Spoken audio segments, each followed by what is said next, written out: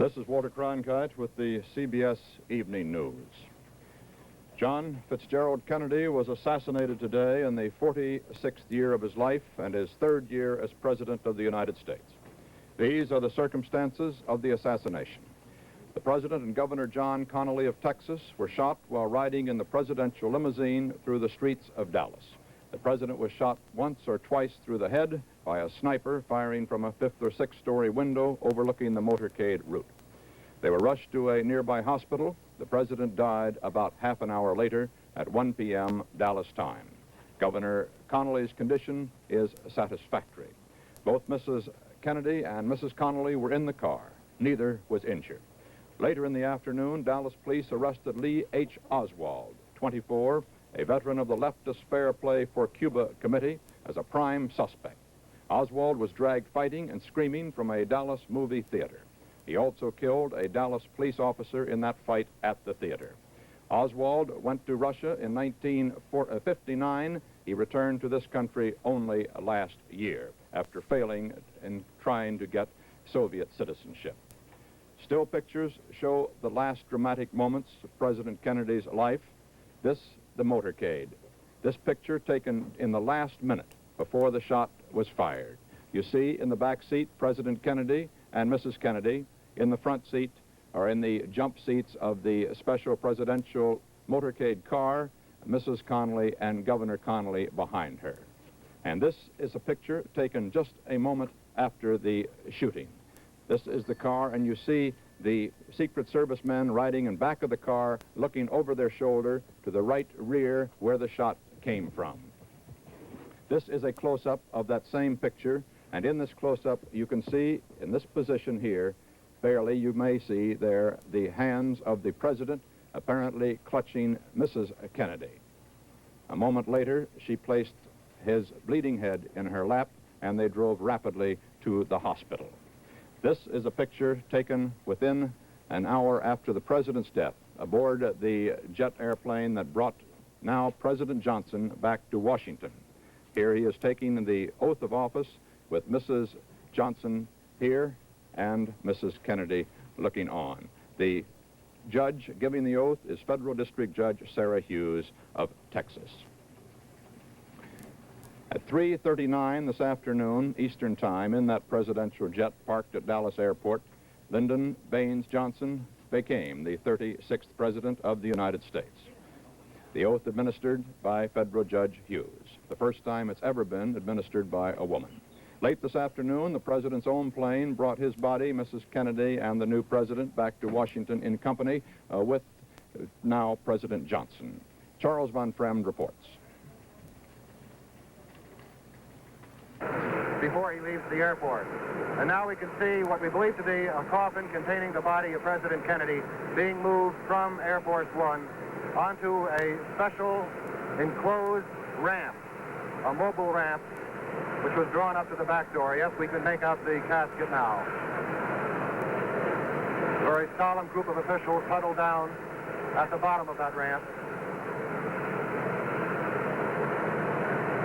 We can make out Dave Powers, a longtime friend of former President Kennedy, a friendship that goes back to the days when Mr. Kennedy was then aspiring to be a first-term member of the House of Representatives.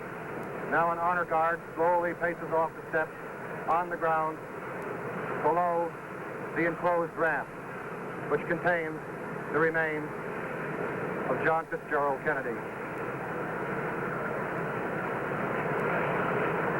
Off to one side, we see Secretary of Defense Robert McNamara hastily conferring with some aides with General Maxwell Taylor.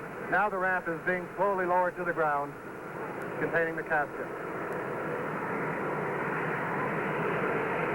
And a gray U.S. Navy ambulance has pulled into sight and is now directly in front of the ramp in which the casket still rests. There is some confusion here at the moment, which is understandable. This tragic day could not be rehearsed. We still have not seen President Johnson's wife or Mrs. Kennedy.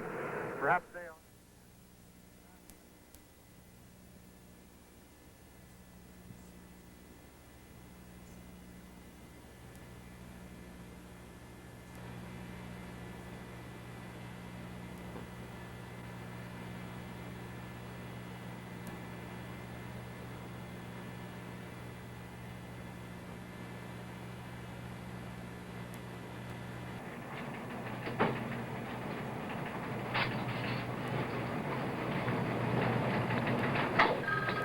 to ride in the ambulance, presumably to Bethesda Hospital, where the body will remain for the night.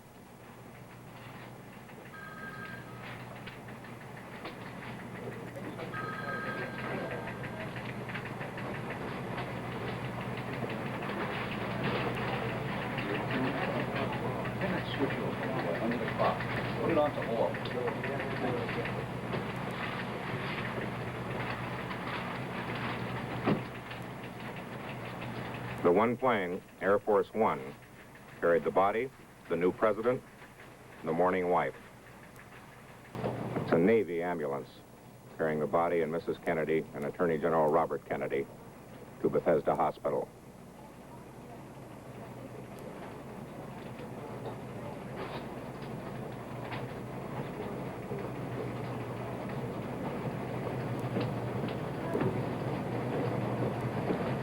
We have not yet seen President Johnson. It's expected that he will make a public appearance and a statement here at Andrews Air Force Base.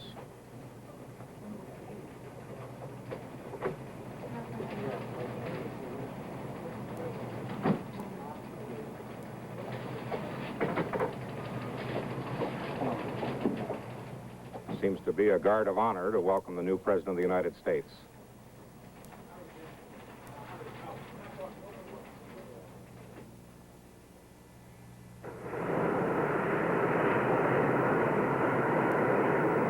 Defense Secretary McNamara and George Ball, Under Secretary of State, now moving off to the side. Apparently, they are going to board helicopters for the trip to the White House and the special bipartisan meeting with President Johnson. Now President Johnson is coming down the ramp, out the back door, reserved for President, accompanied by Lady Bird, his wife.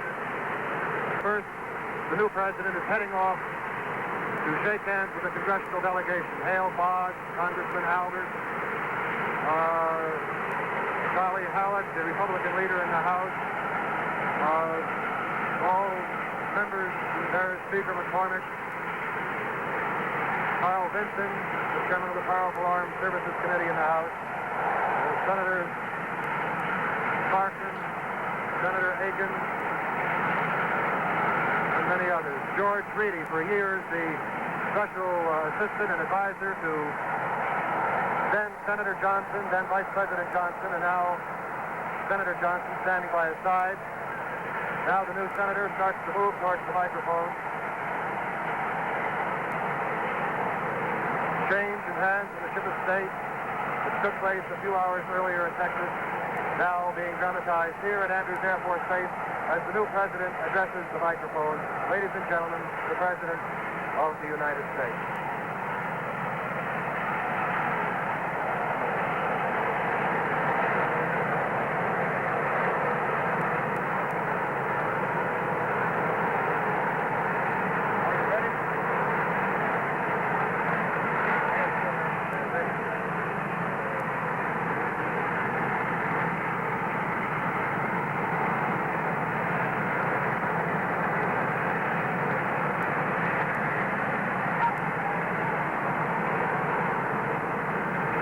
President, looking pale and resolute, apparently waiting for last-minute instructions as to when he should talk. We'll be quiet now and wait for the new president's word.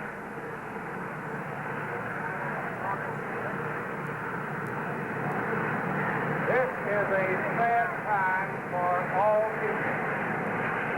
We have suffered a loss that cannot be weighed. For me, it is a deep personal tragedy. I know that the world shares the sorrow that Mrs. Kennedy and her family bear. I will do my best. That is all I can do. I ask for your help and God. Those words from the new President of the United States, Lyndon Baines Johnson.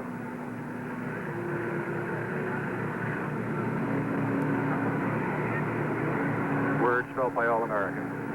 Now President Johnson goes over to confer, shake hands briefly with Everett Dirksen, the Republican leader in the House, with Senator Mike Mansfield, the Majority Leader, the Democratic leader, in the Senate, Dirksen, of course, from the Senate, too. There's a huddle there as apparently the new president and his congressional leaders from both parties, his bipartisan group, confer as to what happens next in this hectic, tragic day.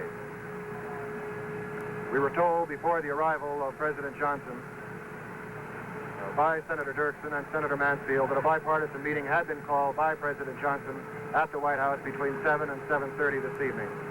Helicopters are standing by. Their props have not turned yet.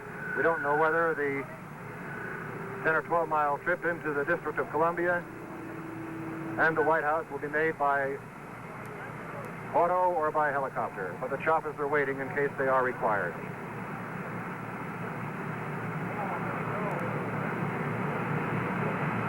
For a man who must feel an almost crushing burden of awesome responsibility on his shoulders right now, the new president looks composed and resolved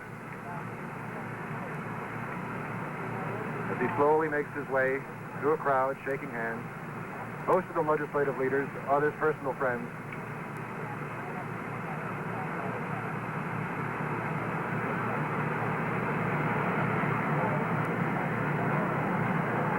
A historic but aching moment here at Andrews Air Force Base. About 3,000 people are waiting behind a rope barrier at the air terminal.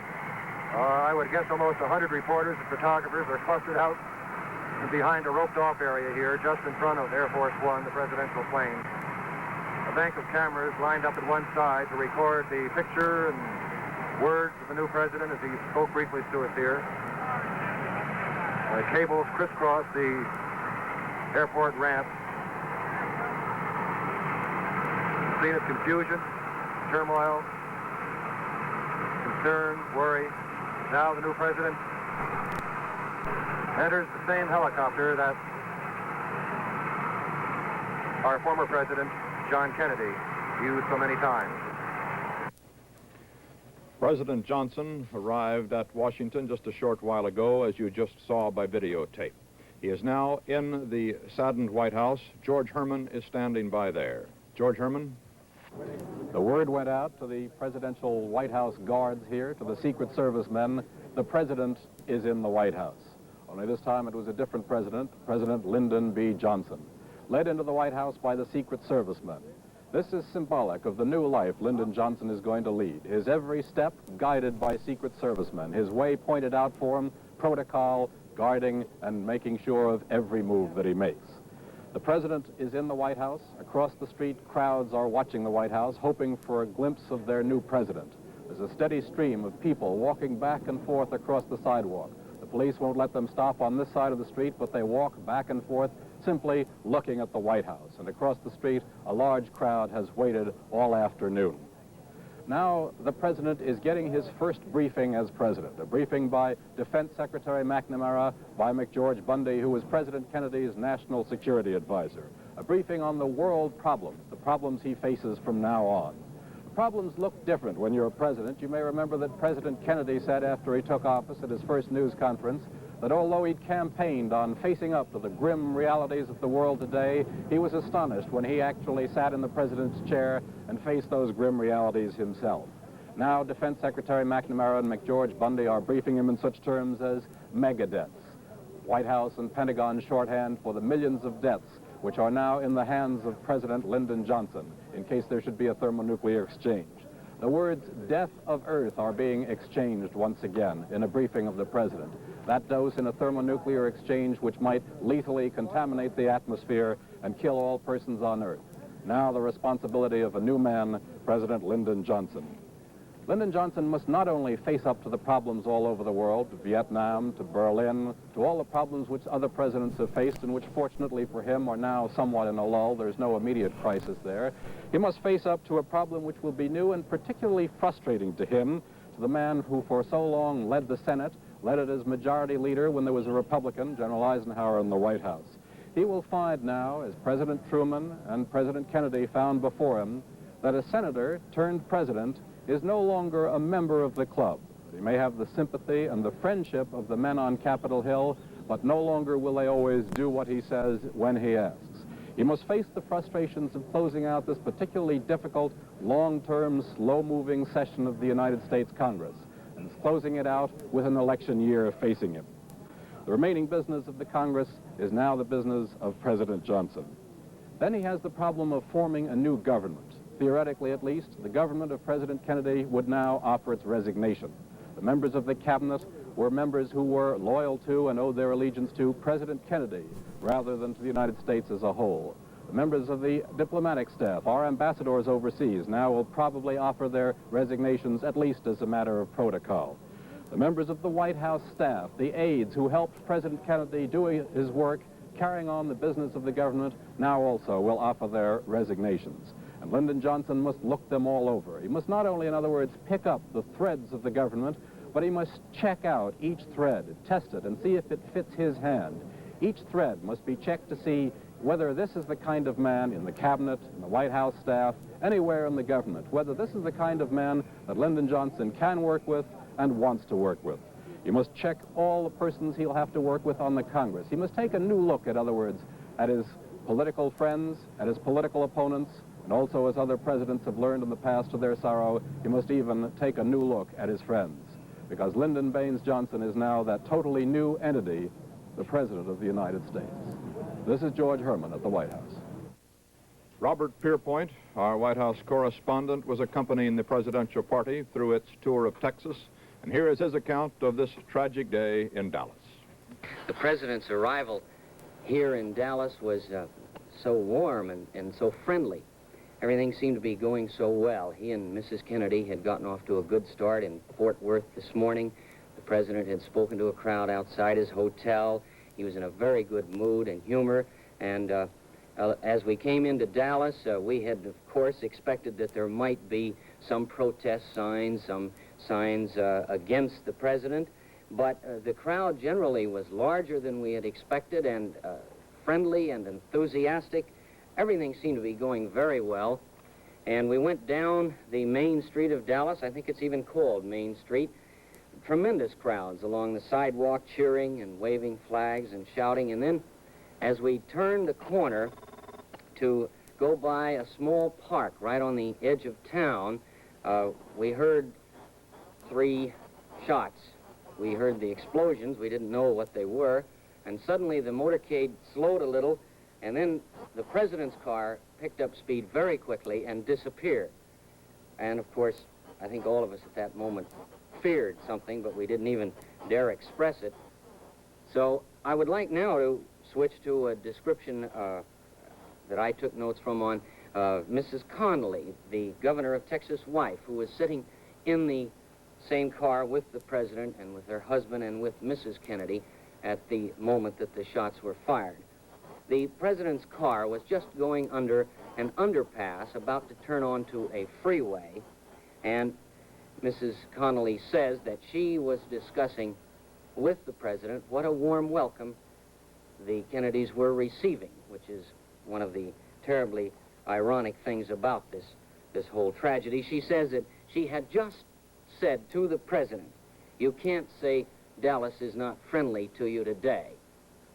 And she heard a shot fired, and she feels that that first shot was the one that struck the president. Now, all the indications we have are that the president never felt a thing, that from that shot, which entered his throat and probably came out the other side, the back of his head, from that moment, he was unconscious until he died. Mrs. Connolly says that immediately her husband, who was sitting just in front of the president on the right side of the car in the jump seat, turned, and as soon as he turned to the president, he himself was also hit. Mrs. Kennedy grabbed hold of the president, and Mrs. Connolly grabbed her husband, and Mrs. Connolly does not recall that the president said anything, nor does anyone else from that moment on. Mrs. Connolly says that immediately a Secret Service man in the front of the car next to the driver grabbed a telephone and said, "Let's go straight to the hospital." And at that moment, of course, the president's car sped off and left the motorcade, hit speeds of 50 to 60 miles an hour, to the Parkland Memorial Hospital, which was just a few blocks away. Now, at the hospital itself, there were some eyewitness reports to the president's arrival there. By the time the car reached the hospital, the president was lying on the back seat of the car with Mrs. Kennedy had his head cradled in her lap. And the eyewitnesses say they were not able to see the president's face, but they did see blood, of course, all over the front of his suit, his chest. And he was, at that time, completely motionless. He was lifted out of the car and placed on a rolling table and rolled into the emergency ward of the hospital with Mrs. Kennedy walking along beside him. A short while after that, I arrived at the hospital where, of course, doctors and nurses and Secret Service agents and police were all hurrying back and forth, everyone showing strain, a great deal of worried whispering outside the room where the president was being operated on. As we've heard later, 8 to 10 doctors actually worked frantically to try and save the president, but apparently there was very little hope from the time he arrived at the hospital. About 1 o'clock, rumors began to spread that the president had died. We were not able to confirm this. 2 priests did go in, and I talked to them as they emerged from the room where the president was, and they said that they had administered the last rites. I said, "Is he still alive?" And the priest said only his condition is critical. So at that time, I do not know whether he was dead yet. But there were other indications. For instance, Senator Yarborough of Texas, who had been with the party, told me that he felt the situation was extremely serious, and then he began to break down. And I asked him if the president was still alive, and he said, "I just don't know." A short while later, the assistant press secretary, Mr. Kilduff, came out and said that he had an announcement for us. We gathered, and he told us that at 1 p.m. the president had died of a gunshot wound. From that moment, of course, officially, interest had to turn to Vice President Lyndon Johnson.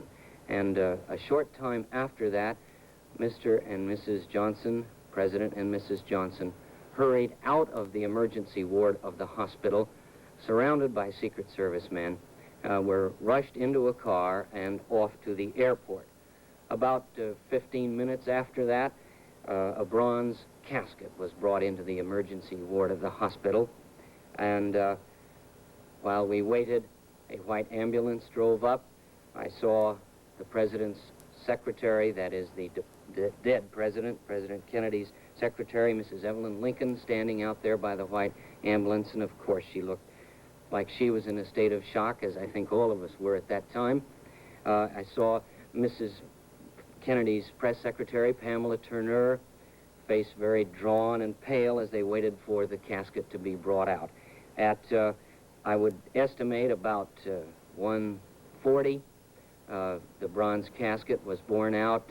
There was a large crowd of officials around it, Secret Service agents. I caught sight of General Clifton, the president's military aide, carrying one corner of the casket, and I saw Mrs. Kennedy walking along beside it.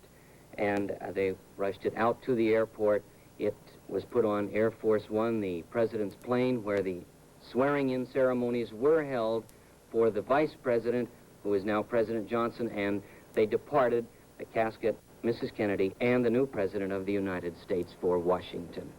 This is Robert Pierpoint in Dallas, and now back to CBS News in New York.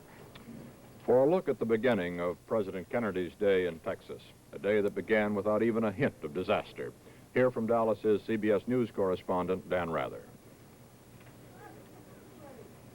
President Kennedy's final 4 hours began this morning at Fort Worth's Carswell Air Force Base. He and Mrs. Kennedy had just attended a breakfast of the Fort Worth Chamber of Commerce. At the airport in Fort Worth, before taking off for Dallas, the Kennedys, as they have been prone to do all along on this Texas trip, went to the fence railing to shake hands with well-wishers and to allow some pictures to be taken. The President and Mrs. Kennedy Both had looked particularly refreshed and rested. Yesterday, during their trip to San Antonio and Houston, and again this morning, as they started to leave Fort Worth.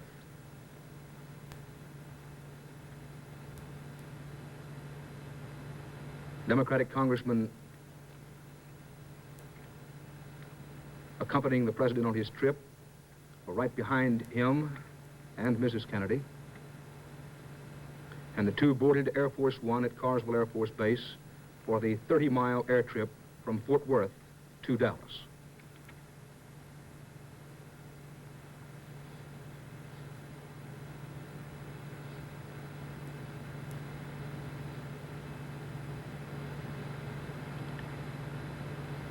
It had been a rather gray morning a little bit earlier in the day as a cold front moved across Texas, and there had been some rain.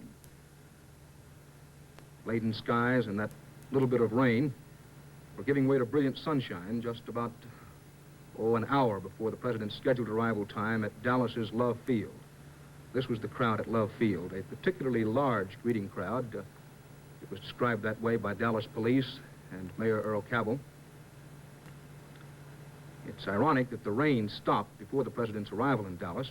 Had it continued raining, a bulletproof bubble top which fits over the sleek presidential convertible would have undoubtedly been used today and possibly would have prevented the assassination. But as the sunshine broke through, President and Mrs. Kennedy arrived in Dallas to be greeted by a line of local dignitaries. A very enthusiastic crowd was on hand. Local reporters who've covered many of these gatherings called it one of the largest airport greetings in Dallas history. Mrs. Kennedy was given a bouquet of roses.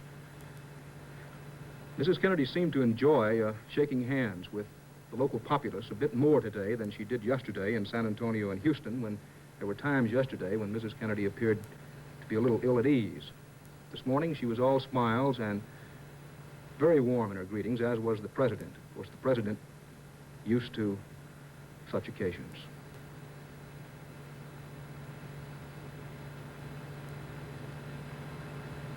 The president spent what seemed to be a rather long time at the Dallas airport making sure that he shook hands with everyone who was on hand there. As far as the dignitaries were concerned, always taking time, of course, to introduce his wife.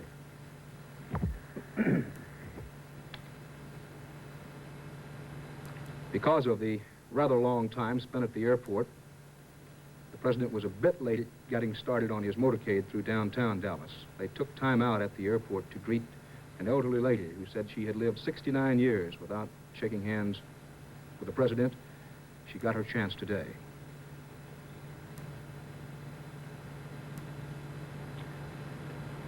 The Secret Service, all during this Texas trip, had been allowing photographers and newsmen, local press, as distinguished from the White House news contingent, to work very closely around the president and Mrs. Kennedy.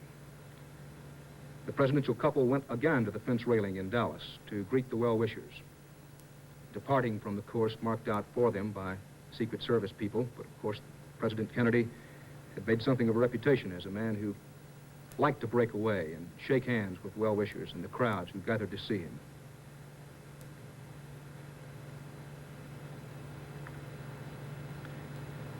These are some of the last close-up pictures taken of President Kennedy. He was literally mobbed as he and Mrs. Kennedy went to that fence railing at Love Field. The crowd at the Dallas airport was, to a large measure, a young crowd.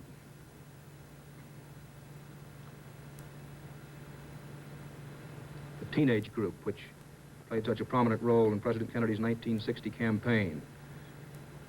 Youngsters of the teen age were very much in abundance at the airport.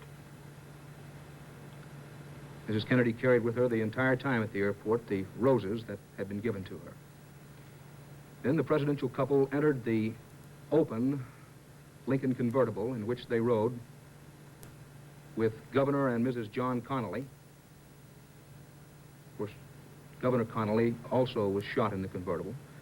In the convertible, two Secret Service agents driving it. Immediately behind them, Governor and Mrs. John Connally out to the Trade Mart, where the president was due to make a speech. This is the convertible that which the president was riding when he was shot. Now, this is one of the overhead walkways and railroad trestles under which the presidential car had to go. At first, it was thought that the assassin's bullet might have been fired from one of those walkways or railroad trestles, but the current most popular theory is that the assassin's bullet was fired from the upper story of a building. This was the scene in downtown Dallas as the presidential motorcade went. Rather, the welcome was enthusiastic and warm. It was from this kind of window that the assassin's bullet is believed to have been fired, although these particular pictures are further downtown than the scene where the actual shooting took place. Then the shots rang out. The presidential motorcade speeded up. The president was rushed immediately to Parkland Hospital. This is the rear entrance to the hospital through which the president's car was brought. There are the roses Mrs. Kennedy had been carrying. They were on the floor. They had gotten there in the car as Mrs. Kennedy put the head of her mortally wounded husband on her lap. This is the interior of the convertible. Dallas law enforcement officers and Secret Service men, along with Congressman Jim Wright, Democratic Senator Ralph Yarborough, were all on hand at the rear of the hospital. The law enforcement people and the Secret Service men kept photographers, newsmen, and the curious as far away from the rear of the hospital as they possibly could. Congressman Wright there in a moment of grief. A large crowd gathered at Parkland Hospital as word spread that the president had been shot. There was considerable disbelief at first that he had actually been shot. Some thought he simply had taken ill. This is the new and modern Parkland Hospital with some of the best facilities in this part of the country, to which the president was taken after he was shot.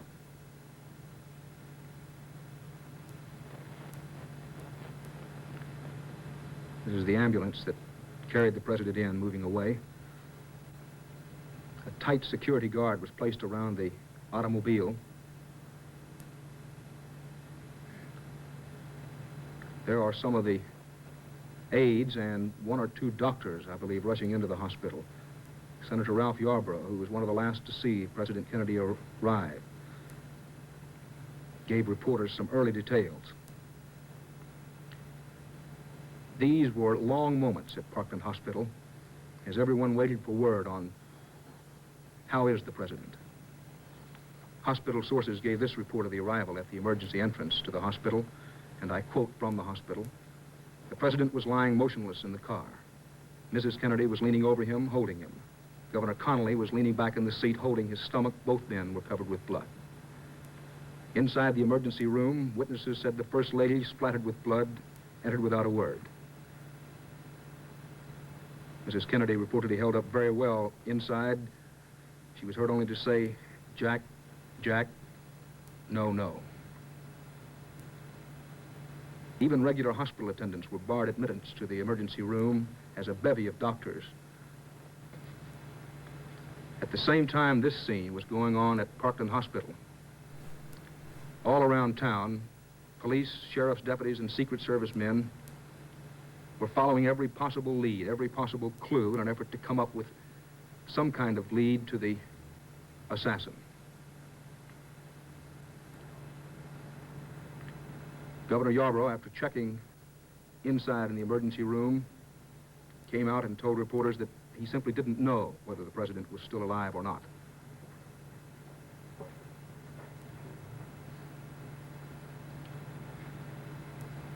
The Washington Press Corps, word has been received that President Kennedy is dead. There were some others wounded at the scene of the shooting. They were brought in much later.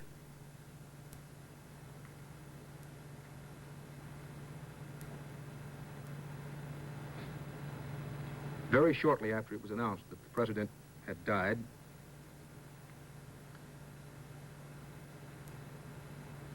a local ambulance pulled up to the hospital, and about the time it did arrive to carry the body of President Kennedy away, Presidential Press Assistant Malcolm Kilduff held a press briefing and made the announcement that the president was officially dead. He also explained the seating arrangement in the automobile in which the president had taken part in the motorcade along with Governor and Mrs. John Connally. This was a seating arrangement, the Secret Service, 2 Secret Service men in front, the Connollys in the middle, President and Mrs. Kennedy in the rear.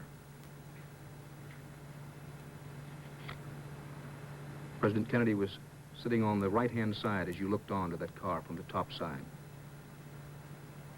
The shot apparently was fired from about 1 block away from what is believed to have been a .30 caliber weapon. The crowd outside the hospital got larger about the time the presidential party and the body of President Kennedy left Dallas's Parkland Hospital.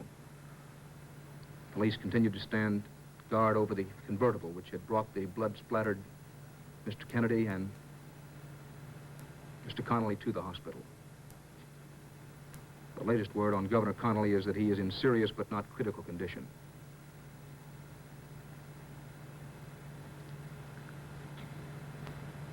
Here it is being explained to some members of the crowd that they have to get further back. Here are some grief-stricken members of the presidential party. Mrs. Kennedy rode out in an ambulance.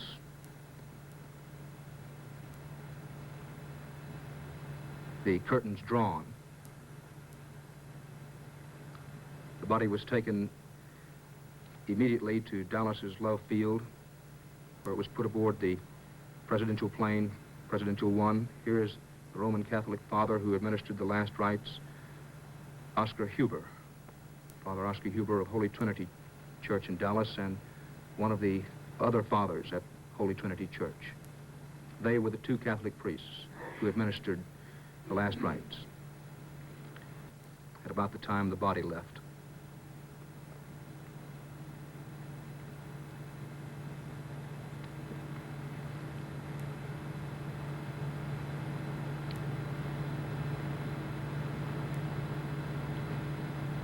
The ambulance that carried the body of President Kennedy out to the airport. The motorcade, of course, was very small. The ambulance, 3 cars, and some police motorcycle escorts. It was a bronze coffin in which the body of the president was placed inside that ambulance. Police, in the meantime, had ringed a building from which the shots were believed to have been fired. This is the building about a block from Houston and Main in Dallas. Police had heard reports that a man with a gun had been seen on the 4th or 5th floor of that building, so they immediately circled the building, heavily armed police and sheriff's deputies, and an inch-by-inch, foot-by-foot search was made of the building and also of the surrounding neighborhood. A number of suspects were picked up in the early minutes after the shooting. Some of those picked up were simply people officers thought might have some information on the shooting, not people that the police thought actually did the shooting. For about a half an hour, law enforcement officers thought they might have the assassin trapped in the building. One employee of the building was later picked up as a suspect and is still in custody. At the time these pictures were filmed, the police thought they might have the assassin still inside that building.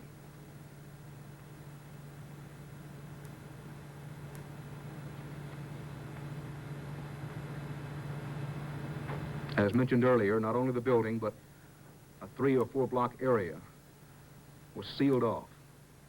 From one of those open windows, perhaps came the shot that killed President Kennedy.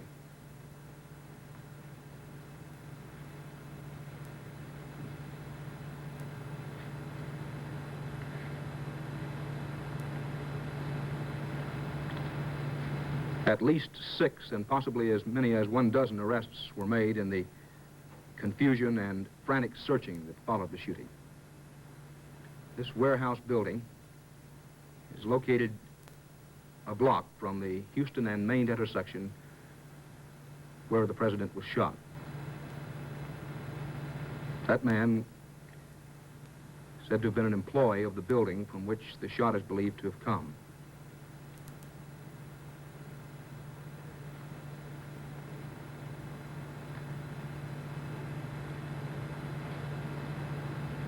Let me emphasize that no charges have been filed against anyone in connection with the case.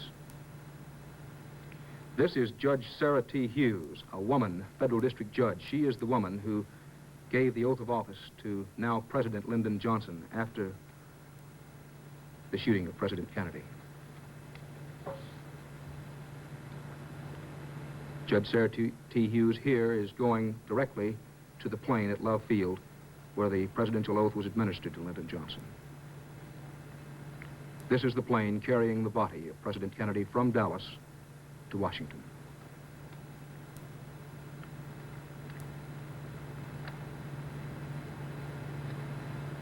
The final speech of President John Fitzgerald Kennedy was made this morning to a breakfast meeting of the Fort Worth Chamber of Commerce. This was that speech. The United States.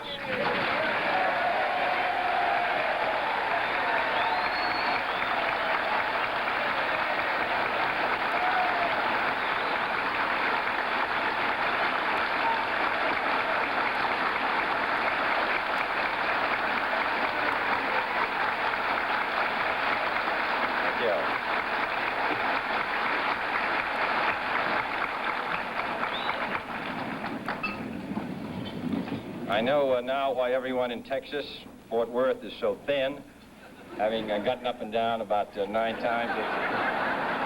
This is what you do every morning. Mr. Buck, Mr. Vice President, Governor Conley, Senator Yarborough, Jim Wright, members of the congressional delegation, Mr. Speaker, Mr. Attorney General, ladies and gentlemen. 2 years ago, I said that, introduced myself in Paris by saying that I was the man who had accompanied Mrs. Kennedy to Paris. I'm getting somewhat that same sensation as I travel around Texas.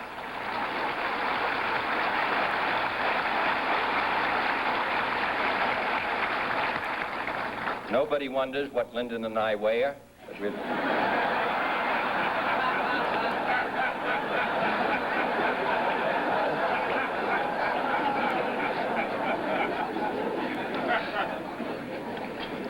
I'm glad to be here in Jim Wright City. About 35 years ago, a congressman from California, just been elected, received a letter from an irate constituent which said, during your campaign, you promised to have the Sierra Madre Mountains reforested. You've been in office for 1 month and you haven't done so. Well, no one in Fort Worth has been that unreasonable, but in some ways he has had the Sierra Madre Mountains reforested. And here in Fort Worth, he's contributed to its growth. He speaks for Fort Worth. He speaks for the country. And I don't know any city that's better represented in the Congress of the United States than Fort Worth.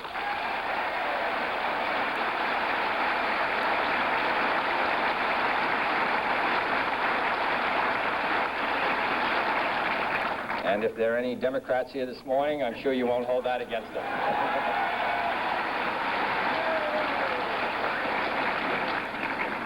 3 years ago, last September, I came here on the Vice President and spoke at Burke Burnett Park. I called in that speech for a national security policy and a national security system which was second to none.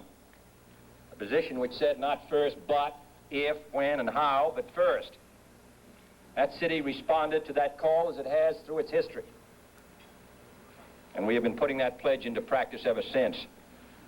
And I want to say a word about that pledge here in Fort Worth, which understands national defense and its importance to the security of the United States. During the days of the Indian War, this city was a fort. During the days of World War I, even before the United States got into the war, Royal Canadian Air Force pilots were training here. During the days of World War II, the great Liberator bombers, on which my brother flew with his co-pilot from this city, were produced here. First non-stop flight around the world took off and returned here in a plane built in factories here. The first truly intercontinental bomber, the B-36, was produced here. The B-58, which is the finest weapon system in the world today, which it demonstrated most recently in flying from Tokyo to London with an average speed of nearly 1,000 miles per hour, is a Fort Worth project. The Iroquois helicopter from Fort Worth is a mainstay in our fight against the guerrillas in South Vietnam. The transportation of crews between our missile sites is done in planes produced here in Fort Worth. So wherever the confrontation may occur, and in the last 3 years it's occurred at least 3 occasions, in Laos, in Berlin, and in Cuba, and it will again, wherever it occurs, the products of Fort Worth and the men of Fort Worth provide us with a sense of security. And in the not too distant future,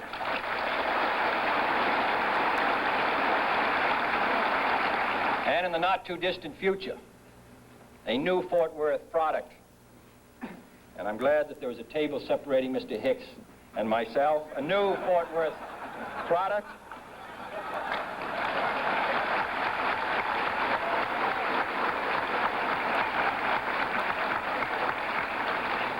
The TFX, Tactical Fighter Experimental.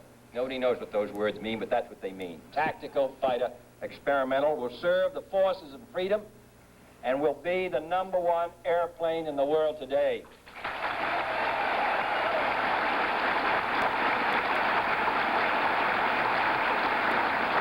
There's been a good deal of discussion of the long and hard-fought competition to win the TFX contract, but very little discussion about what this plane will do. It will be the first operational aircraft ever produced that can literally spread its wings through the air. It will thus give us a single plane capable of carrying out missions of speed as well as distance, able to fly very far in one form or very fast in another. It can take off from rugged, short airstrips, enormously increasing the Air Force's ability to participate in limited wars. The same basic plane will serve the Navy's carriers, saving the taxpayers at least $1 billion in cost if they built separate planes for the Navy and the Air Force. The government of Australia, by purchasing $125 million of TFX planes before they are even off the drawing boards, has already testified to the merit of this plane, and at the same time, it's confident in the ability of Fort Worth to meet its schedule. In all these ways, the success of our national defense depends upon this city in the western United States, 10,000 miles from Vietnam, 5,000 or 6,000 miles from Berlin, thousands of miles from trouble spots in Latin America and Africa or the Middle East.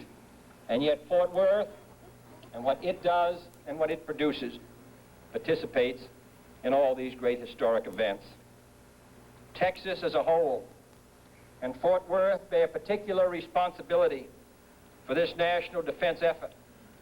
For military procurement in this state totals nearly $1.25 billion, 5th highest among all the states of the Union.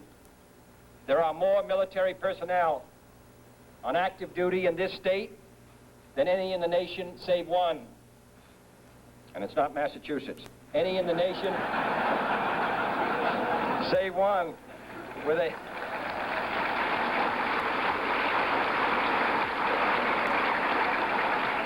combined military-civilian defense payroll of well over $1 billion. I don't recite these for any partisan purpose. They're the result of American determination to be second to none. And as a result of the effort which this country has made in the last 3 years, we are second to none. In the past 3 years, we have increased the defense budget of the United States by over 20%, increased the program of acquisition for Polaris submarines from 24 to 41, increased our Minuteman missile purchase program by more than 75%, doubled the number of strategic bombers and missiles on alert, doubled the number of nuclear weapons available in the strategic alert forces, increased the tactical nuclear forces deployed in Western Europe by over 60%, added 5 combat-ready divisions to the armies of the United States, and 5 tactical fighter wings to the Air Force of the United States, increased our strategic airlift capability by 75%, and increased our special counterinsurgency forces, which are engaged now in South Vietnam, by 600%. I hope those who want a strong America and place it on some signs will also place those figures next to it.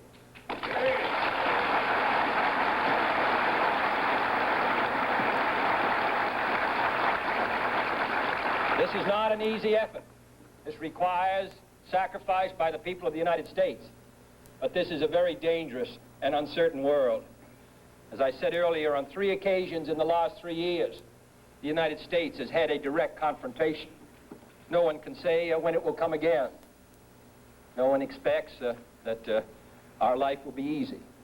Certainly not in this decade, and perhaps not in this century. But we should realize what a burden and responsibility the people of the United States have borne for so many years. Here, a country which lived in isolation, divided and protected by the Atlantic and the Pacific, uninterested in the struggles of the world around it. Here, in the short space of 18 years after the Second World War, we put ourselves by our own will and by necessity into defensive alliances with countries all around the globe. Without the United States, South Vietnam would collapse overnight. Without the United States, the CETO alliance would collapse overnight. Without the United States, the CENTO alliance would collapse overnight. Without the United States, there would be no NATO, and gradually Europe would drift into neutralism and indifference. Without the effort of the United States and the Alliance for Progress, the communist advance onto the mainland of South America would long ago have taken place. So this country, which desires only to be free, which desires to be secure, which desires to live at peace for 18 years under 3 different administrations, has borne more than its share of the burden, has stood watch for more than its number of years. I don't think that we are fatigued or tired. We would like to live as we once lived, but history will not permit it. The communist balance of power is still strong. The balance of power is still on the side of freedom. We are still the keystone and the arch of freedom, and I think we will continue to do as we have done in our past, our duty, and the people of Texas will be in the lead. So I'm glad to come.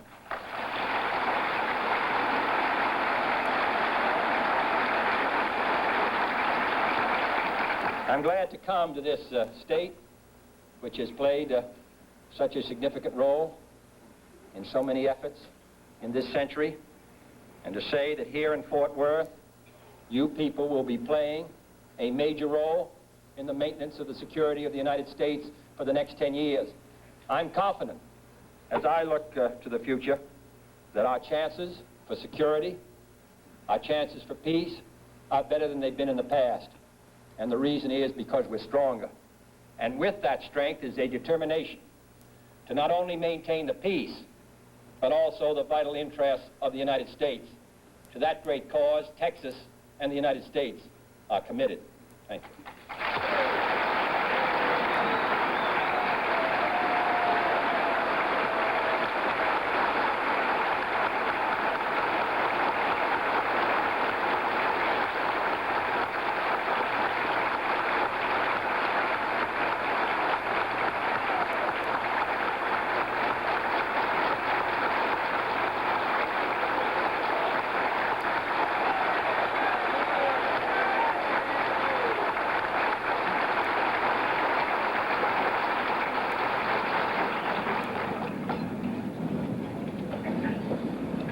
Mr. President, your visit with us in Fort Worth today, the things you have said have refreshed and renewed our appreciation of your great leadership and courage. You have brought rain.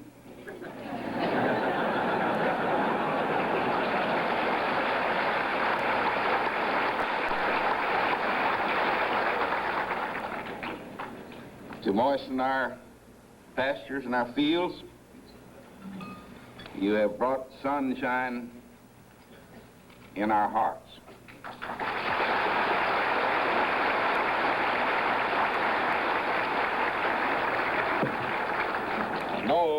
We know that you don't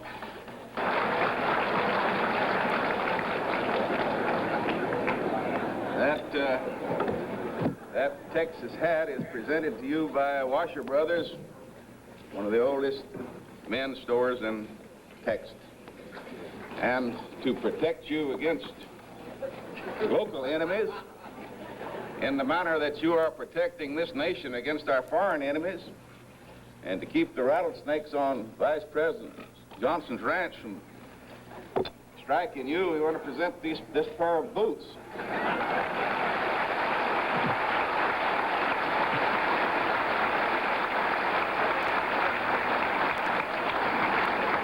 We won't ask you to put them on. Here. The boots are presented by Mr. John Justin, former mayor of Fort Worth, manufacturer of the most walked-about boots in the world.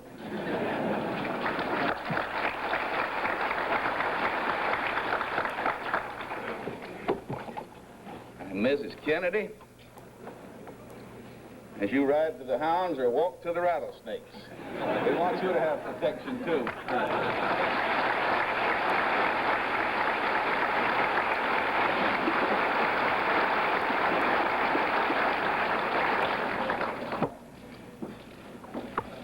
Before the benediction, I'd like to present Mrs. Granville Walker, the wife of Dr.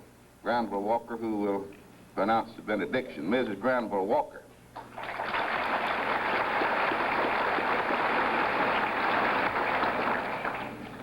After Dr. Walker gives a benediction, we ask that you please remain seated until the President and Mrs. Kennedy have made their exit. Dr. Granville Walker.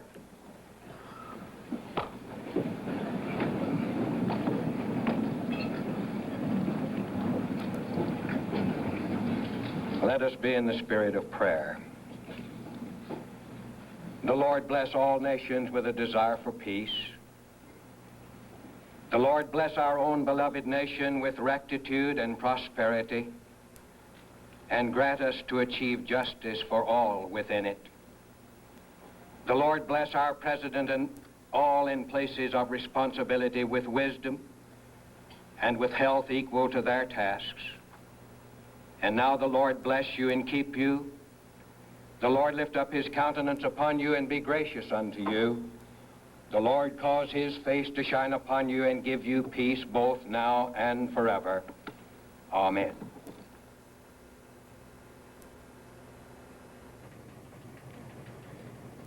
Lee H. Oswald, the 24-year-old man whom Dallas police say is a prime suspect in the assassination of President Kennedy, was questioned for 6 hours at the Dallas police station this evening. He was arrested shortly after the assassination and has been under questioning ever since. But as he was led from the interrogation room upstairs in the Dallas police station, perhaps reporters say for booking, he said to reporters, "I don't know anything about this. I haven't done anything." Apparently, he is still denying any knowledge of the assassination. Oswald's arrest resulted from a theater cashier's tip, Mrs. Julie Postal telephoning police from the Texas Theater that a man inside looked like he was running from someone. And that was just 45 minutes after the shooting, the theater 3 miles away from the shooting scene. She said he kept changing seats in the theater. The police, by this time, were frantically searching the city for the killer, of course, and 2 officers raced to the theater and in through a rear door. One of them opened fire. Oswald had a snub-nosed .38 pistol on him, and he shot 2. It's not clear who fired first, but Officer J.D. Tippett was shot dead, and police say that Oswald's pistol killed him. Oswald, as we said, was local chairman of the pro-Castro Fair Play for Cuba Committee, He went to Russia in 1959, saying he was relinquishing his United States citizenship. He returned last year, complaining that he was disillusioned. Whether or not he ever actually did get Soviet citizenship is not clear, but he did marry while in Russia and is said to have 1 or 2 children. His wife is in this country with him and was taken to the police station this afternoon also. Oswald worked in the building where the murder weapon, a German-made Mauser rifle, was discovered. Oswald has been active in propaganda activities, as Bob Jones from station WWL-TV in New Orleans reports. This is Lee H. Oswald, October 16th in New Orleans, when he was handing out handbills for the Fair Play for Cuba Committee in front of the International Trade Mart. New Orleans police know Oswald well. On August 9th, he was arrested for disturbing the peace by creating a scene on the city's main Canal Street by also distributing these handbills. He resided in an apartment here from May 9th until August 20th, when he slipped out in the middle of the night without having paid his rent. The apartment manager said he was quiet and talked to no one. They found several of these pamphlets lying around the apartment after he had left. This is Bob Jones, WWL-TV in New Orleans. By strange coincidence, since 1840, beginning with Benjamin Harrison, over our last 8 presidents who assumed office on the even years, 2 decades apart, have died in office. And of the nation's 35 presidents, 4 have died of assassins' bullets. President Lincoln in 1865, Garfield in 1881, McKinley in 1901, and John F. Kennedy today. In this century, 4 vice presidents have moved up to the highest office in emergencies. Theodore Roosevelt succeeded President McKinley. Calvin Coolidge in August 1923 succeeded Warren Harding, who died of a stroke. In April 1945, Harry Truman took the oath of office following Franklin Roosevelt's death at Warm Springs, Georgia. And today, Lyndon Johnson took the oath aboard an Air Force jetliner at Dallas, Texas. For a report on the man who is our new president, here is Eric Severin. Walter, on this day of misfortune, perhaps some measure of comfort can be taken from one circumstance. This time, the successor to an assassinated president is a man of first-rank ability. This was not so when Abraham Lincoln died, although some historians disagree about Andrew Johnson. It was not so when Garfield died and was succeeded by Chester Arthur. It was so when McKinley died and Theodore Roosevelt became the president. And it's so again. Lyndon Baines Johnson is no throttle bottom, no political accident. He is 55 years old. He's in the prime of life for the responsibilities of the presidency, at a point where a man's experience and his energies meet at a high mutual level. Johnson was born in Texas near the hamlet called Johnson City, where the family flag flies over the LBJ Ranch. He's a lawyer by education, a politician by instinct, and by great success. He was a very young aide to Franklin Roosevelt during the New Deal days. He worked on the youth projects. He first went to the House of Representatives in 1937. He was only 29 years old. And there in the House, he became the personal protege of Sam Rayburn, the great Texan who ran the House as Speaker longer than any man in our history, including Henry Clay.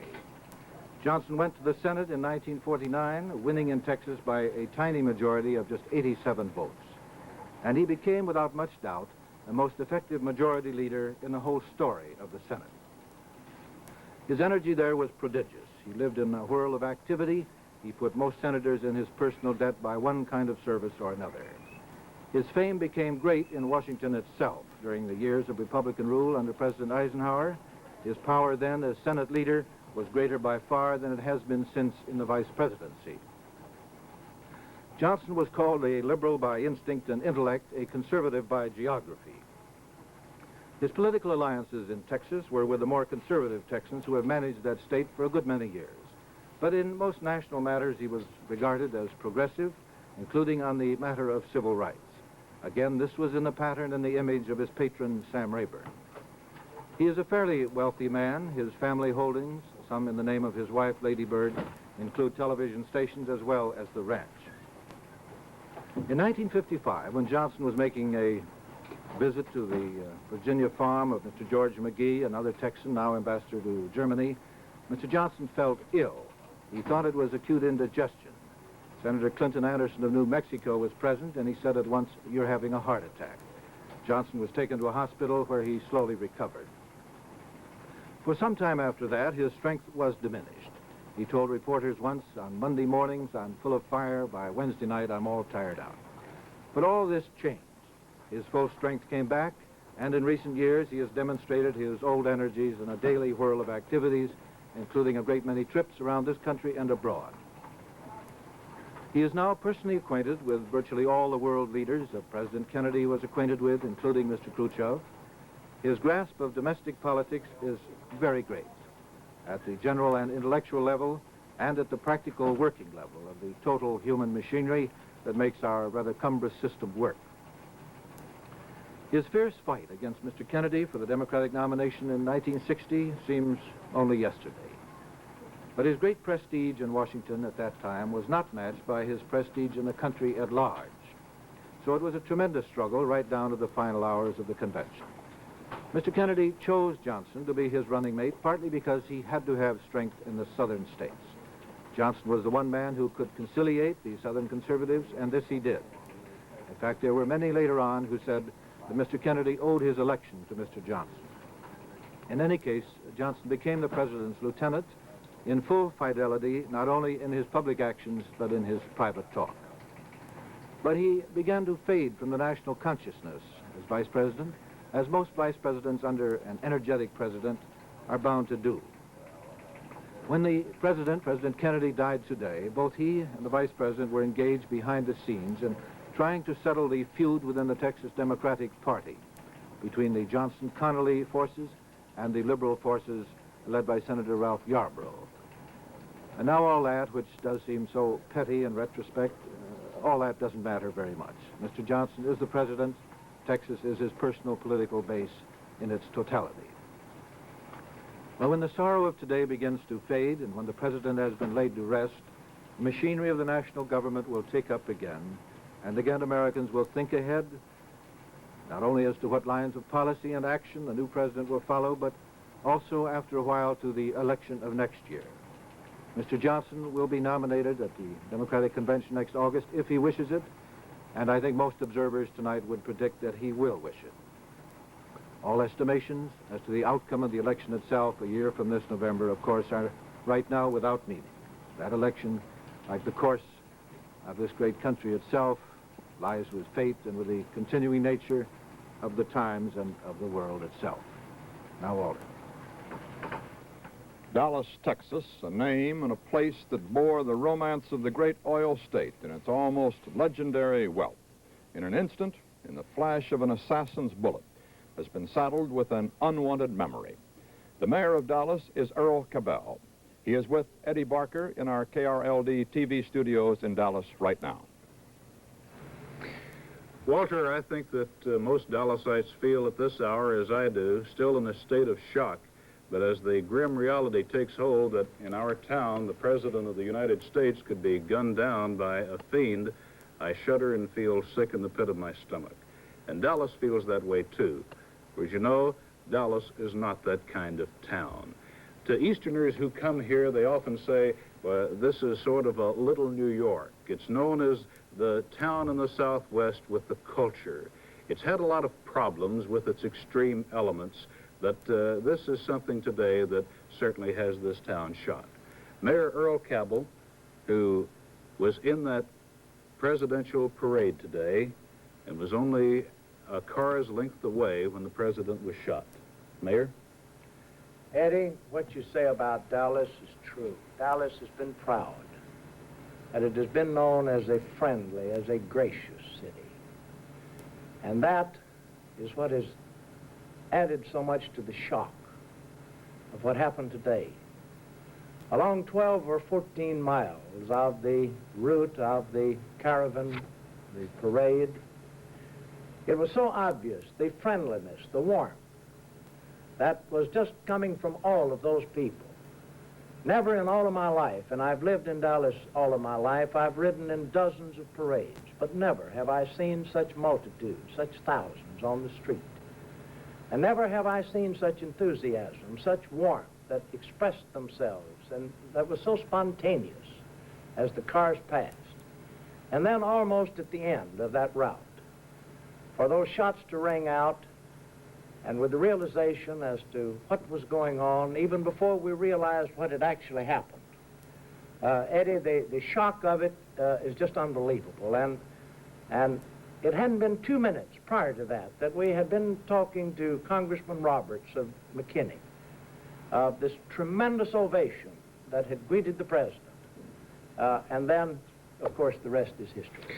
Mayor, we've had some bad light shed on this city of ours in the past few weeks. What with the incident here not too long ago when Adlai Stevenson was hit with a sign and spat upon, and now the president of the country is assassinated here. What is Dallas going to do?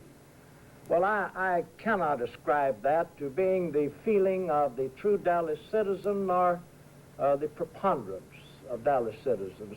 Those people represent only a handful of the radical right, and I don't ascribe criminal tendencies to them. Possibly they might have incited a lower grade of brain to have committed an act like this. But I can't point my finger. This is no time to point fingers. This is a time of prayer and sober reflection. We all have to search our souls with reference to what we might have said or done to have brought about a calamity of this sort.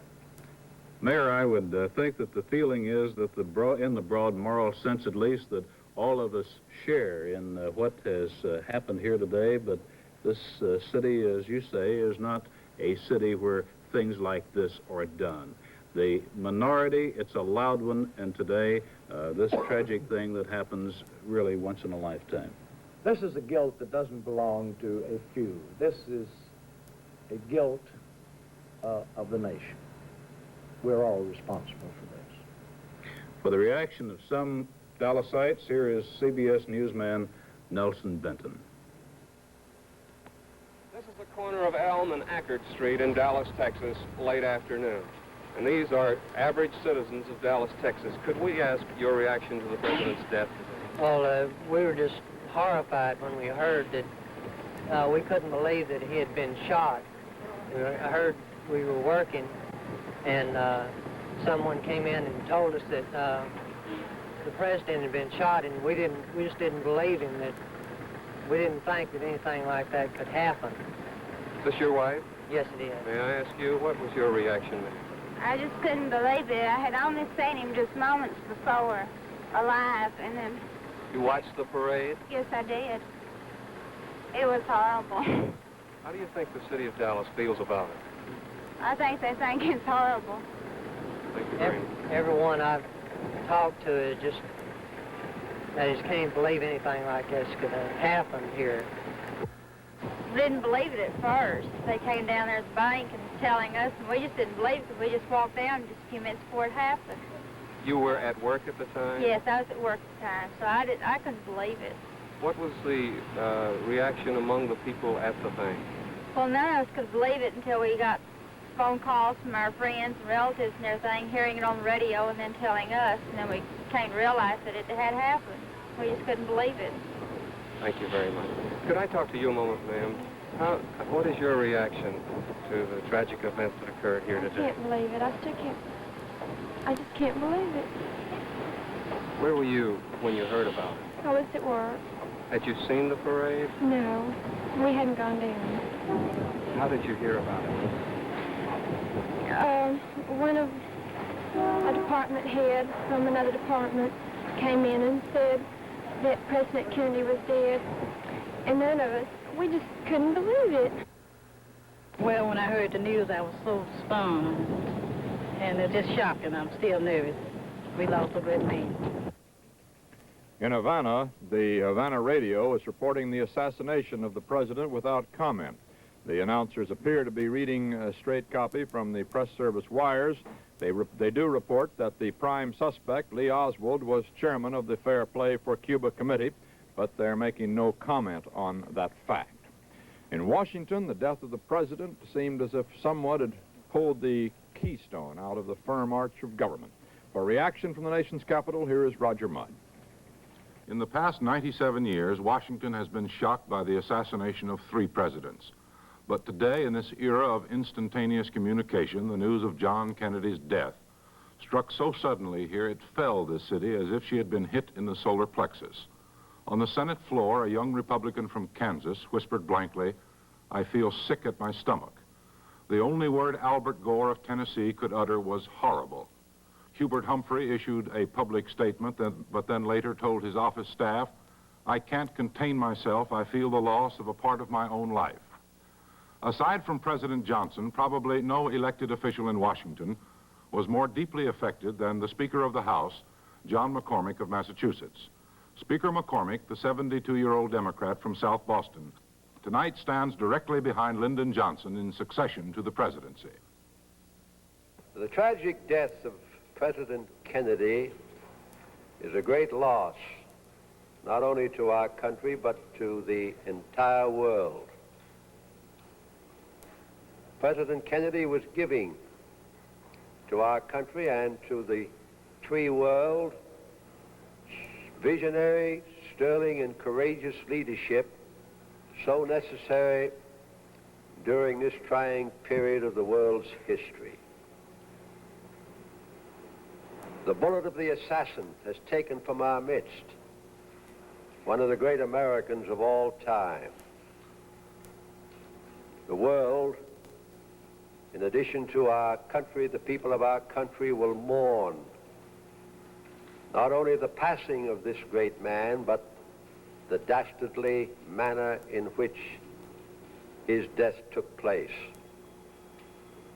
I have lost a dear and personal friend, and I and Mrs. McCormick, with the rest, the people of the nation, mourn the passing of our great president and our outstanding leader.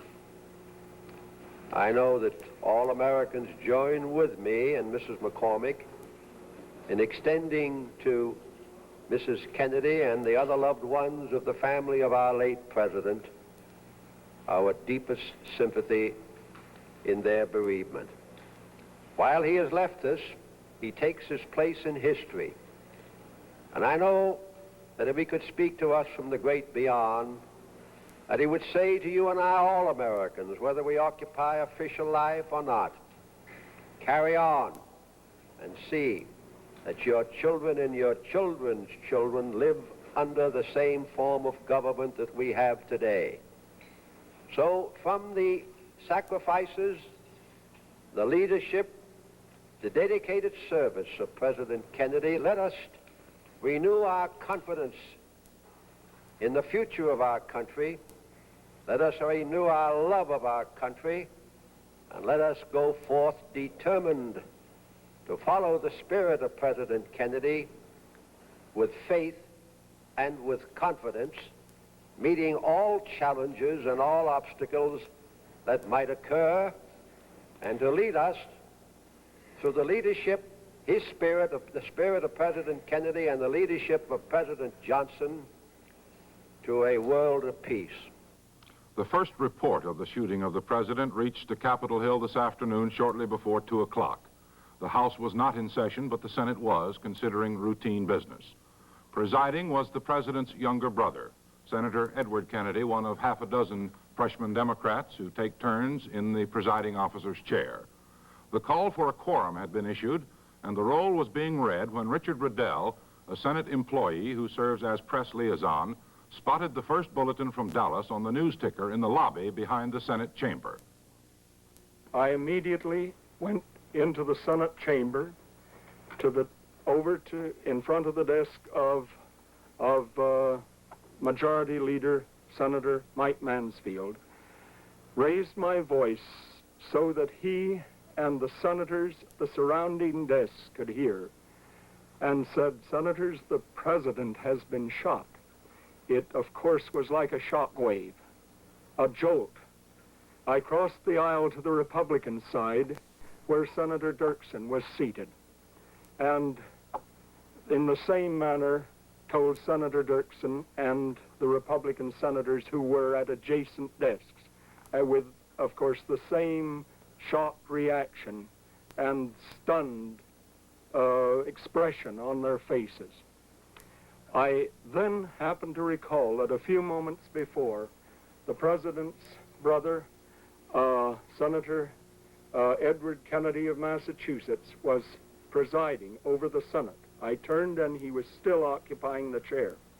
I knew that someone would have to inform him, and I thought I might as well. It was a very difficult job because of the family relationship as well as the friendship of the senators to the president. I rushed up to the chair and said, Senator Kennedy, your brother, the president, has been shot. He gave a jerk to his body tensed, but he was absolutely calm. And as I recall, Senator Kennedy, then presiding over the Senate, when he heard this awful news, said no. And that was all. Senator Kennedy then left the Capitol immediately, went directly to Andrews Field, and with his sister, Mrs. Sergeant Shriver, flew to Hyannisport, Massachusetts, to be with their parents. On the Senate floor, it was 1:55. Majority Leader Mansfield suspended the quorum call and recessed the Senate to await the call of the chair. Mansfield and Minority Leader Dirksen then called the White House and stayed in touch with the White House until there was official confirmation that the president had indeed been shot. Mansfield then recalled the Senate, and Chaplain Frederick Brown Harris offered a prayer, and the Senate adjourned until noon Monday. But not really. The Senate just stood there, bewildered, aghast, and dumbfounded.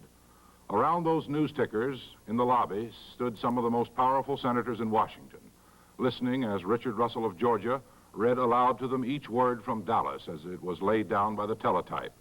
Finally, the bulletin that seemed blacker than all the others started moving. President Kennedy is dead. Then one after the other, the senators gulped, lowered their eyes, bumped into each other, seemingly in a daze.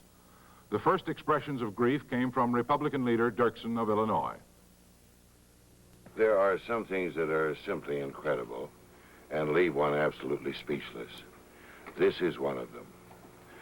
I knew John Fitzgerald Kennedy as a representative, as a senator, and as a president for 14 years or more. And my last visit with him was on Tuesday morning of this week. I went early to present him with a turkey from the Turkey Growers Association. He was so amiable, so affable, so agreeable, and he looked in the very pink of condition, notwithstanding a rather rugged tour in the state of Florida.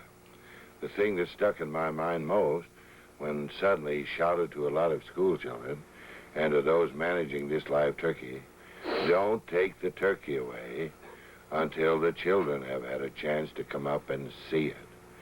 We visited about many things: politics, bills pending in Congress, the future, 1964, and everything that one can encompass within a half-hour visit. And suddenly comes this mortal blow that strikes him cold in death.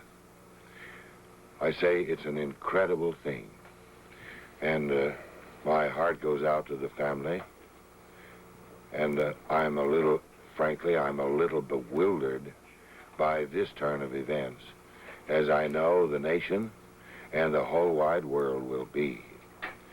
So first, my sincere sympathy to the entire Kennedy family. And in the language of the chaplain, as we had a prayer in the hope that transfusion might infuse recovery, that the nation still stands and the nation will live. Then Senate Democratic leader Mike Mansfield of Montana. The passing of John Fitzgerald Kennedy is not only a tragedy for the nation which he so ably represented, but is, I think, also a mark upon the respectability and the responsibility of some of our citizens.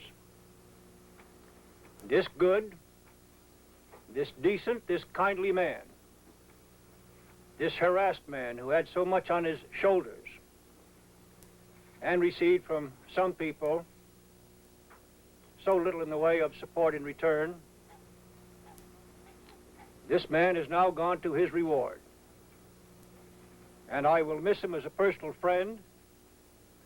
The nation will miss him as a great president. and the world will miss him as a great leader.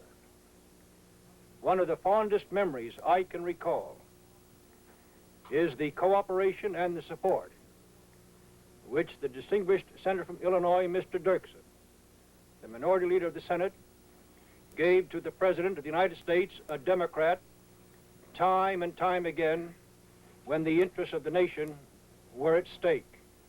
And I know how grateful he was to you for the many contributions you made, and I'm just as grateful, and the nation is too. Words are useless to express one's true feelings at a moment like this. Mike, a person's perplexity is just too great in a tragic moment like this. And then in quick succession came expressions of deep emotion from one senator after another. From Stuart Symington of Missouri, once again the former naval lieutenant, now President John Kennedy, has offered his life for his country. This time he lost. From Democrat Wayne Morse of Oregon. In this dark, tragic hour, all I can say is what I said on the floor of the Senate. This is the time for every American to pray. Pray for the President and pray for the country. House Republican leader Charles Halleck of Indiana. The assassination of President Kennedy is an unspeakable crime against all of the people of this country. The world should know that in this hour of national tragedy, Americans stand together as one, shocked and grieved at this unbelievable news. Political differences had no part in the personal affection I felt for President Kennedy, an affection I have reason to believe he felt for me. Democratic Senator Harry Byrd of Virginia. The assassination of President Kennedy has shocked this nation and the free world. I cannot find words to express my feelings of my deep sorrow, and I send my sympathy to the members of the family. The news of this dastardly crime has shocked and stunned the American people, indeed the people of the entire free world. The assassin's bullet has removed from the most vital station on earth a brilliant and dedicated young statesman at the very height of his powers. My personal relations with the President, both in the Congress and since he was elevated to the office of Chief Magistrate, have always been cordial, and I feel a deep sense of personal loss. The heart of the entire world goes out to Mrs. Kennedy and to all of the members of his family in this hour. That's Kennedy family is one of the most remarkable families on earth, and all of us can but sympathize with them in this very tragic hour. Republican Senator Hugh Scott of Pennsylvania. When this incredible news came to me, I immediately phoned my wife and asked her to join all of us in praying for God's mercy that our president might survive. All of us knew him in the House and Senate. He was our friend as well as our president. Today, the nation unites in mourning, in deep and tragic sorrow. Our hearts go out to his loved ones, to his family, and all the people of this country who look to the president for their leadership, their guidance, and their inspiration. Truly, the thought most with me today is that in the midst of life, we are in death. And I know that all Americans, no matter where they come from or how they are made in God's fashion, will rally in support behind the President of the United States, Lyndon Johnson. And House Democratic Whip Hale Boggs of Louisiana. I am grief-stricken by this unbelievable act. John F. Kennedy will go down in history as a martyr to the American ideal. I knew him intimately, and I loved him dearly. He was a personification of Americanism, a man who almost lost his life fighting for our country in World War II. Born to wealth, yet he labored throughout his entire life for the ordinary man and for the American dream of hope for every American. Calmly, with wisdom and with understanding and patience, way beyond his years, he labored for peace in the world when humanity desperately needs peace. Another great American, Abraham Lincoln, was assassinated almost 100 years ago. Both he and President John F. Kennedy gave their lives for the union of the United States of America and for the American ideal. This fall, just a few months ago, I went to my hometown, New Orleans, in my beloved Southland, my home district. And there I made a speech. I tried to calm the drums of hate against the President of the United States. I warned that we were on a collision course, but the drums beat louder. The radicals and the haters in politics and elsewhere have had their way. They are the ones who really pulled the trigger that killed this great America. It's a sad day for our country. It's a sad day for free men everywhere. May God give President Johnson and Mrs. Johnson and the beloved wife of our late president, Mrs. Kennedy, the courage and the strength to lead our country through this dark hour. No city in the world is as grief-stricken as this one is tonight. This is Roger Mudd, and we switch now to the White House, where CBS News correspondent George Herman is standing by. President Johnson's few emotional words, his brief speech at the airport upon his arrival here in Washington, his first words spoken to the nation as President of the United States, have recalled to many people here at the White House the first words of President John F. Kennedy, his inaugural address. Two passages particularly seem to echo in the White House. You'll remember that the President said, "Let the word go forth from this time and place to friend and foe alike that the torch has been passed to a new generation of Americans, born in this century, tempered by war, disciplined by a hard and bitter peace, proud of our ancient heritage, and unwilling to witness or permit the slow undoing of those human rights to which this nation has always been committed and to which we are committed today at home and around the world.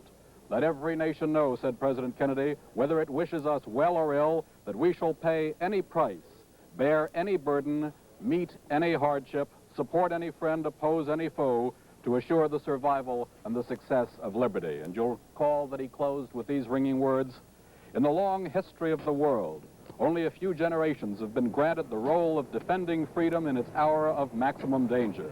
I do not shrink from this responsibility. I welcome it. I do not believe that any of us would exchange places with any other people or any other generation. The energy, the faith, the devotion which we bring to this endeavor will light our country and all who serve it. And the glow from that fire can truly light the world. And so, my fellow Americans," said President Kennedy, "ask not what your country can do for you. Ask what you can do for your country." And now we have President Kennedy's answer to that question. This is George Herman at the White House. Now back to Walter Cronkite.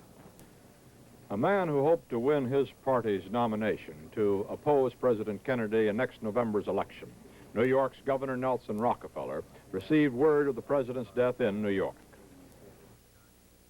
This is a shocking and terrible tragedy for the nation and the world.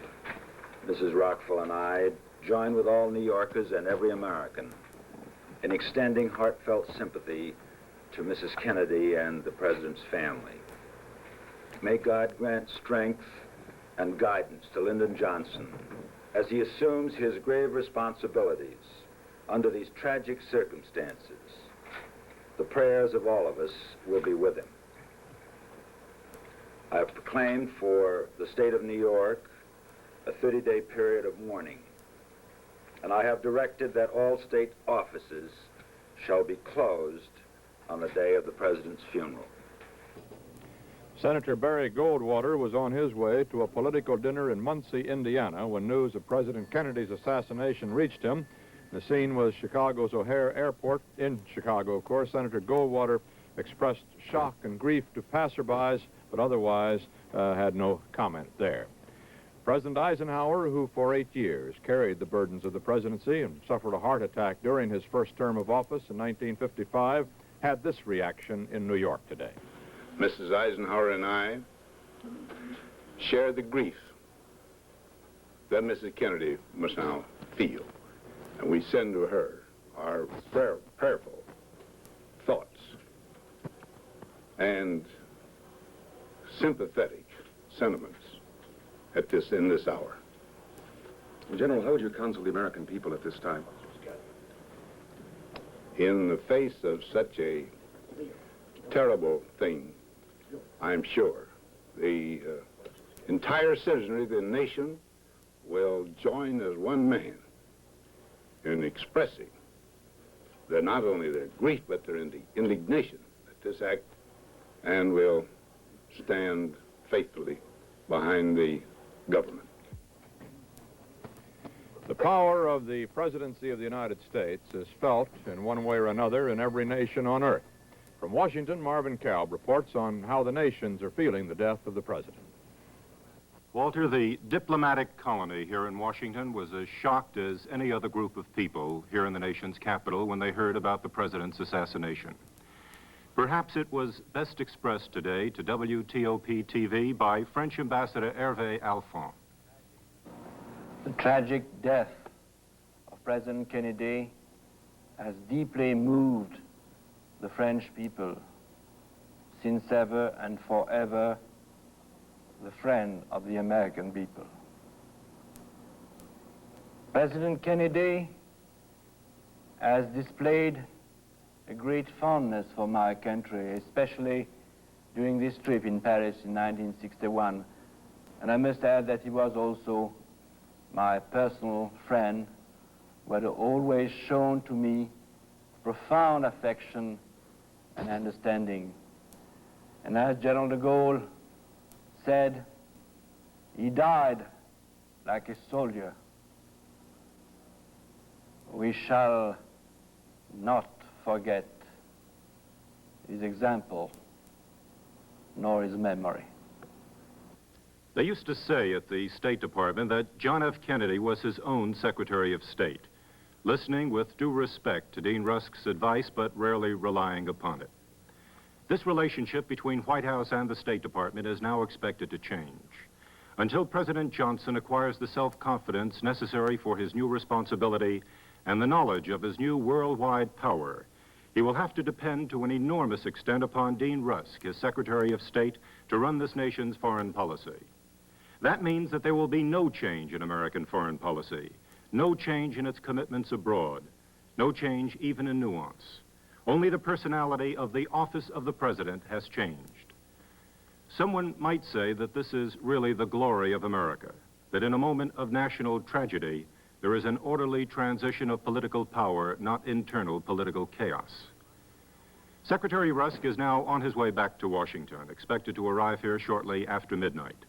He heard about Mr. Kennedy's assassination while en route to Tokyo for an important conference there with business leaders from Japan. Other members of the Kennedy cabinet are with him, and the secretary ordered his plane turned around back to Washington immediately upon hearing the news. American ambassadors all over the world have been notified formally by the State Department about President Kennedy's passing. Messages of condolences from world leaders in foreign capitals have been pouring into the department all afternoon. The big and immediate question raised here was, will the Russians try to take advantage of this moment of confusion and bewilderment in the Western world to press their own communist cause? There are no easy answers to this question here tonight, but the drift of informed opinion is that they will not. Confusion exists in Moscow, too, when there is confusion in Washington. And both capitals in the last 3 years have developed a healthy respect for one another's nuclear power. Neither side wishes to push the other in a moment of national crisis. The late President Kennedy did not last fall after the Cuban crisis when he could have. Premier Khrushchev was very low at that time.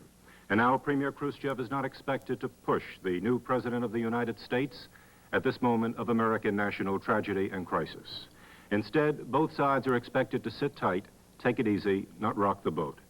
Certainly not until Khrushchev has had a prolonged opportunity to examine the United States and the Western world under the new tutelage and guidance of President Johnson. This is Marvin Calvin, Washington. Now back to Walter Cronkite. For how Moscow did react to the news of President Kennedy's death, we switch to Stuart Novins on a radio report from Moscow. The first news of President Kennedy's death by assassination came into this country by way of Voice of America's English news broadcast at shortly after 10 o'clock tonight. The city was dark. Snow had just begun to fall. The streets were relatively empty of people. At 10:30 p.m., Radio Moscow interrupted its program to publish the bulletin of the assassination attack. The bulletin said that President Kennedy had been shot, apparently by right-wing extremists, that his condition was serious. At 10:45, Moscow television made the same announcement and then added a further bulletin that the president was in critical condition. At 10:50, the English language version of TASS, the overseas news agency, carried this report. It said, "It has just been officially announced that United States President John F. Kennedy has died in hospital after an attempt was made on his life by persons believed to be from among the extreme right-wing elements." At 10:57, Radio Moscow again interrupted its regular service to announce that the president had been murdered. The announcement was brief, respectful, and it was followed immediately by the playing of slow, sad music. United States Ambassador Kohler told me when I was able to reach him at the residence, Spaso House, that he felt devastated. He almost mumbled as he talked to me in what obviously was great grief. He said that he and Mrs. Kohler had been at home alone, not a social evening, when the news came in. He said, "I feel terrible. I can't even say what I feel. I'm devastated." At Moscow University, where several American students are living and studying, they too heard the first reports over Voice of America. Since the signing of the nuclear test ban, Voice of America in English has not been jammed here. The students at first refused to believe the report. Then, when doubting was no longer a refuge, there was silent shock and half-whispered reaction. What will happen now? It's terrible. One man just stood and wept. Russian students, friends of the Americans, came in quietly and shook hands and expressed sorrow. One Russian said, "Kennedy was a liberal. What will happen in the world now?" Friends of this reporter, among some Russians here, telephoned immediately when they heard the news. They offered their sympathy and condolence. One thought almost as if they too could feel what an American must feel when his president has been assassinated. This is Stuart Novins in Moscow. The news, of course, brought this nation of ours almost to a standstill. The stock market closed shortly after the news, after stocks had dropped precipitously, with the greatest drop since Black Monday of the stock market crash. Throughout the country, theaters closed, and in Times Square, the heart of the amusement industry in the United States, that great street of Broadway is almost dark tonight. Bernard Eisman is there. Come in, Bernard. Broadway is not the Great White Way tonight. All of the lights on the spectacular advertising displays have been dimmed, put out. The movie houses, with their flickering, twinkling banks of neon, they too have doused their lights and closed their box offices.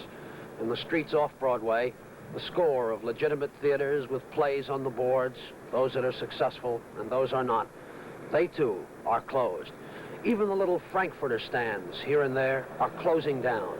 As evening came, Broadway paid its tribute to the president. It went dark, something it hasn't done in the memory of very many people. Even the crowds and the traffic on Broadway are unusually light. The automobile traffic is not a tenth of what it would be on any ordinary weekend night. and the crowds walking the streets, they too are very light. Usually, here it's elbow to elbow and knee to knee as people fight to get from one amusement palace to another. Not so tonight. Now, they carry little radios and listen for more news of the president's death, or they read newspapers whose glaring headlines brings home the reality of a tragedy. This is Bernard Eisman on a very dark and dim Broadway. No corner of America had any corner on grief tonight. Across this great land, the shock wave of President Kennedy's assassination left a nation of stunned citizens. A reaction from the Midwest, this report from Russ Bensley in Chicago. Here in Chicago, the crowds who came downtown to shop are standing around in silence and sorrow in the rain. And the strange thing is, you don't even notice it's raining. And if you do notice, you don't care. Most of those who have talked to us here share the universal feeling of shock. Some have a feeling of anger. And we thought we'd let you hear how they feel. Sir, how did the news of President Kennedy's death affect you? As a man of God, I would say that I felt the impact of the sniper's bullet. I would also say that I felt the pain that the president had in his dying moments. Thank you. You, sir? I'm shocked, very shocked at this. We read about many countries losing their heads of government through assassination, but I never dreamed that it would ever happen to our head of government. I'm very sad indeed. Thank you. How do you feel, sir? It was once said that history repeats itself. Look at Abe Lincoln and John Wilkes Booth. The rain you see here in Chicago is not rain, it's emotion. Sir, how do you feel? Well, I feel shocked. I can hardly express my emotion. And I hope that the country will survive. Ma'am? I can't sit. I'm so... Sir? I just couldn't believe it when I heard it. We were in school. All of a sudden, we were just told the president was dead. Didn't seem possible. How do you feel now? Like a daze. You don't know what's going on. Why? Why did it happen? Who would have done such a thing is the question. Sir? This is a dark day in the history of America. This man, I think, wanted to save America. He is not dead. His spirit lives. We are sorry, deeply moved over this incident here in America. I'm sorry.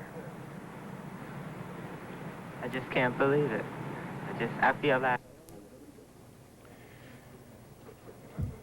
CBS News correspondent Dan Shore reports some reaction from Bonn, and that it's the German Chancellor Erhard, shocked, has said that he and former German Chancellor Konrad Adenauer will fly to Washington to attend the funeral services of the late President Kennedy.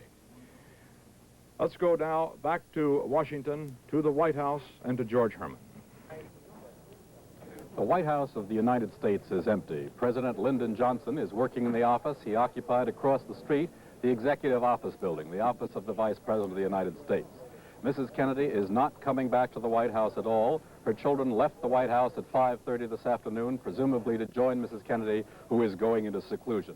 President Johnson has talked to former President Truman and to former President Eisenhower, both of whom have apparently indicated that they will be here for the viewing of the president's body tomorrow. President Hoover apparently is not going to be able to make it. President Johnson met with McGeorge Bundy, President Kennedy's aide on national security matters, with Secretary of Defense McNamara, and with Undersecretary of State George Bull for his first briefing as President of the United States. As I say, he's working now in his Executive Office Building office. The President also met with the legislative leaders of both houses of Congress and both parties. He asked for their united support in this tragedy which has befallen the country. He said it's more essential than ever that this country be united, and he asked them to help with the help of God for them all. This is George Herman at the White House. Back now to Walter Cronkite. Mr. Kennedy's parents, Joseph and Rose Kennedy, are in seclusion tonight at their Hyannisport, Massachusetts home. They learned of the news of the assassination of their son from a workman at the house who heard it over the radio, and they immediately went into that seclusion. Attorney General Robert Kennedy, the president's younger brother and his closest advisor, was having lunch at his Washington home when the tragic news reached him. The president's other brother, Senator Edward Kennedy, was presiding over the Senate. When word of the assassination reached him, he rushed out of the Senate chamber, and he and his sister, Mrs. Eunice Shriver, later flew to Hyannisport to be with their parents. Another sister, Mrs. Patricia Lawford, was placed under a doctor's care at her home in Santa Monica, California, after receiving word of the assassination. Next week was to have been a big one for the Kennedy family, particularly for Caroline, who will be 6 years old on Wednesday, and for John Jr., who observes his 3rd birthday on Monday. John, as the president called him, was to have been celebrated with his playmates at the White House on Tuesday, and the next day, Caroline was to have been the star of a big family birthday party up at Cape Cod. And all of the Kennedys have been planning to get together for their traditional Thanksgiving gathering at Hyannisport on Thursday. For the 2 Kennedy children and for the entire family, of course, Mr. Kennedy's death today was the second family tragedy about which they had to be told this year. The first, the death in the case of the children of their infant brother, Patrick Beauvoir Kennedy, last August the 9th. To recapitulate where some of the other principals in today's tragedy are at this hour, the Kennedy family, as we have said, gathering in Hyannisport. President Lyndon Baines Johnson, at 54, by ascension now the 36th President of the United States, is working, as George Herman told you a moment ago, in the Executive Office Building across the street from the White House. Mrs. Lyndon Johnson is at their home in Washington. The 2 Johnson children, daughters, one is at school in Washington, the other was at Austin, Texas, planning to be a part of the weekend on the LBJ Ranch outside of Austin, at which President and Mrs. Kennedy were to have been the honored guests. Whether they are going to fly now to Washington is not known at this hour. And the body of the late President John Fitzgerald Kennedy lies at the U.S. Naval Hospital at Bethesda, Maryland. The body will be taken back to the White House to lie in state at the White House tomorrow. On Sunday, it will be taken to the Capitol building to remain in the Great Rotunda until noon on Monday. It is understood at the moment that the actual funeral services, which will be a full-dress state ceremony, will be held in Boston, but a funeral mass will be said in Washington by Cardinal Cushing, who married the Mr. and Mrs. Kennedy a couple of years ago. Down in Dallas, Texas, one other individual who may have been a principal in this tragedy today, the man whom the police say is a prime suspect. Lee Oswald, a member of the Free Cuba Committee, a man who went to Russia and attempted to take up citizenship there in 1959 and returned here only last year, has been booked for the murder of a Dallas policeman shot in the Texas Theater 3 miles from the site on the Dallas Street where President Kennedy was assassinated and Governor Connally was shot, seized some 45 minutes later in a gunfight after the teller at the theater said that a man who looked like he was running from something had come into the theater. He was interrogated for more than 6 hours this afternoon. He has been booked now for the murder of the policeman, but there has been no charge leveled regarding the murder of the President of the United States. In case he or the culprit is found and charged, it is a simple murder charge in the state of Texas. It is not a federal offense, and he would face electrocution by the laws of the state of Texas in the Huntsville, Texas State Penitentiary. We are going to continue our coverage of this tragic day in a moment with special broadcasts recounting the career of the late president and a visit with the man who succeeded him. This is Walter Cronkite. Stay tuned now for another special broadcast.